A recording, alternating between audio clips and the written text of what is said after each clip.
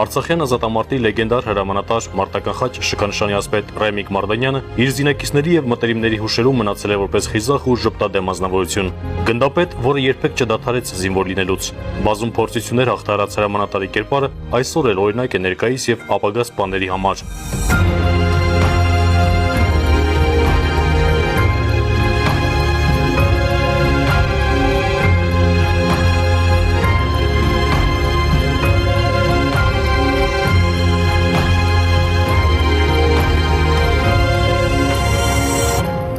Ինչ իմանաս, երևի զինվոր դառնալու համար էի ծնվել։ Ծառայել եմ հեռուներում հայրենիքի ու հարազատ բնորանի կարոտնիմ սրտում։ Պայմաններս էլ վատը չէին, բայց մի անգամ հայրենակցից հայրեն բարևելու համար հրամանատարության կողմից նկատողություն ստացա։ Գուցե բարին էլ դա էր։ Առաջին անգամ ինքս ինձ հարցրեցի. ինչու մենք հայերս բանակ չունենք եւ հեռավոր Ռուսաստանում իմացա, որ հայոց բանակ է ստեղծվել։ Դիմում գրեցի եւ 92-ի մայիսին եկա Հայաստան։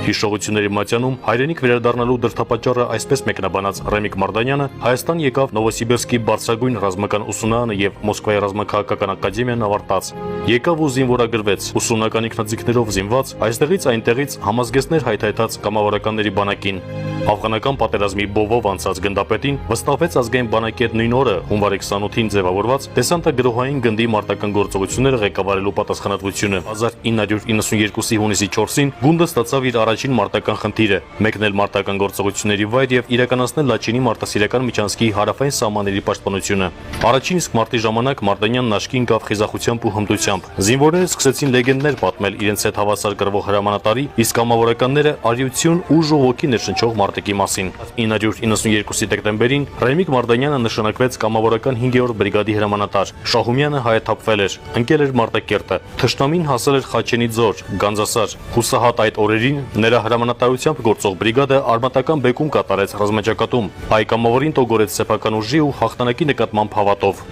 Կրվի դաշտում հիմնական մեծ ուժը ոչ թե զինքն է, արդեն հազար անգամ ենք տեսել ենք ամեն տեղ, այլ մարդկային հոգին, մարդկային զգացմունքը։ Հետո այն ազգի մեջ որ կռում է միշտ ով է կռում,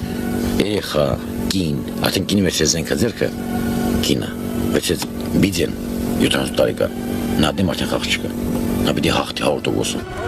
Ռեմիկ Մարդանյանին վստահվեց ղեկավարելու դժվարին ու պատասխանատու տասնյակ մարտեր, ազատագրվեցին գյուղեր ու ավաններ, բայց վարք ու բարքի մեջ զուսպ, միշտ ժպտերես սպան, իրեն բարձր չդասեց մյուսներից։ Զինվորի հետ կրում էր բոլոր դժվարությունները, ոչ միայն նրանց հրամանատարն էր, այլև մտերիմ ընկերն ու խորհրդատուն։ Մի անգամ մեզ մոտ էին եկել հանրային հեռուստատեսությունից։ Լրագրողներից մեկը հետաքրքրվեց. արդյոք ընտանիք ունեմ։ Ասացի իմ ընտանիքը իմ զինվորներն են։ Հետագայում